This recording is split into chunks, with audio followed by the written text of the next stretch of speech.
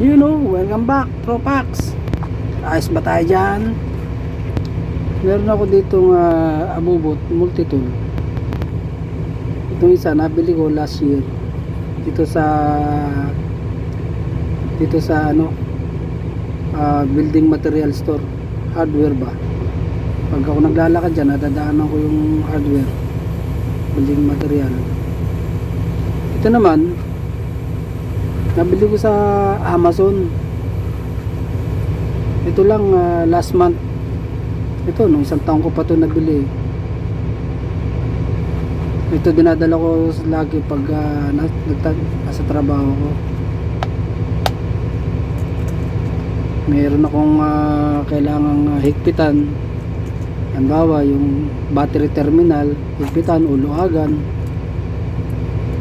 Okay, meron akong puputulin na alambre o kaya kuryente. Ito ang aking primary tools. Ito, needle nose, regular plier, tapos wire cutter. At dito naman lagaring kahoy, tapos flathead screwdriver, tapos rimmer puncher pambutas. Tapos dito abrilata, yan oh, ang bukas ng dilata oh. Can opener. Kabila kutsilyo, Phillips screwdriver, tapos flathead, mini flathead. Tapos ito kikil, file, cross saka single. Dito sa kabila single lang yan, single cut. Kabila cross. Tapos ito naman Stanley. Ito Clark to eh, Clark ang pangalan nito eh. Ito eh, Stanley. Nabili ko sa Amazon. Nung bulat-lating ko to, hindi ko rin napansin eh. Nung bulat-lating ko, aba parehas lang. Parehas lang dito. Parehas na parehas, pati yung pwesto. Ganyan na ganyan. Isang ano lang. Ewan ko kung sino dito yung nangopya o kumopya. Parehas lang. Itong Stanley.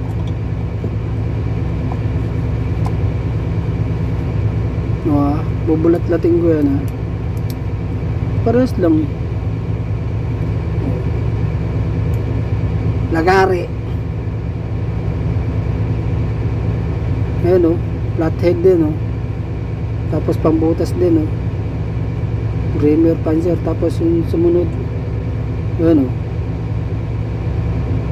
can opener o, abrilata o.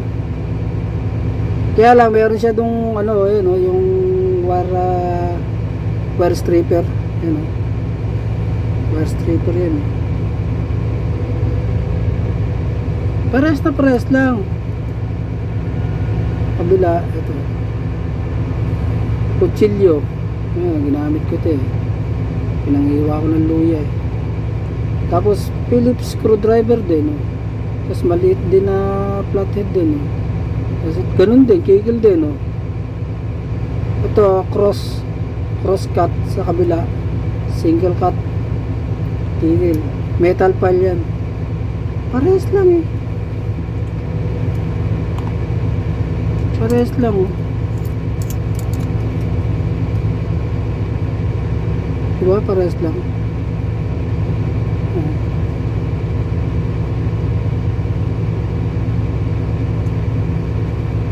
Stanley Clark.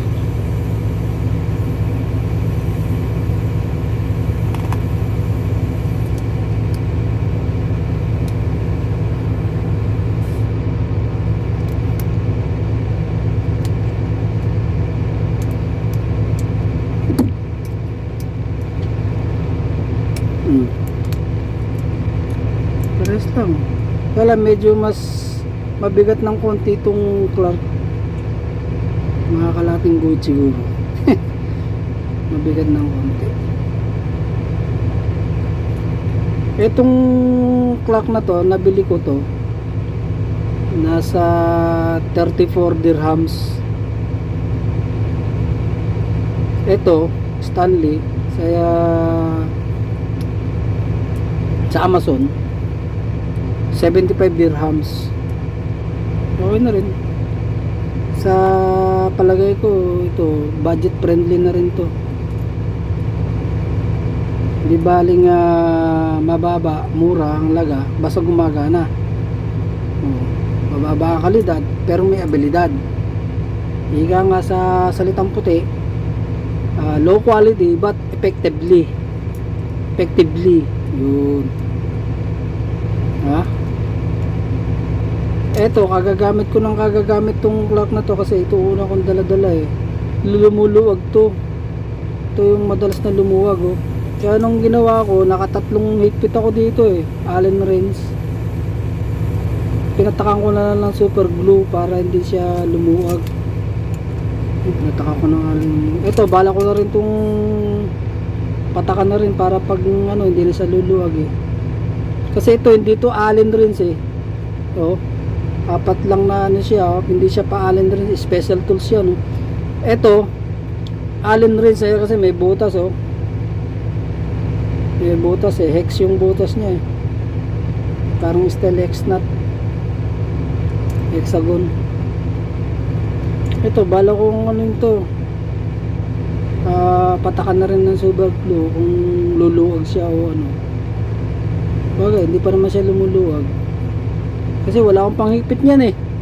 Ganyang forma eh oh. Special tools yan eh. Ito kasi meron ako nito yung Allen wrench. Okay lang yan. Kaya masasabi ko to, affordable pa rin presyo nito. Kesa naman dun sa mga top of the brands na multi-tool, tulad ng mga Leatherman, Victorinox, Gerber, yan. Next Tool, Rock Tool, Roxxon, Bybury. Yan mga top of the brands.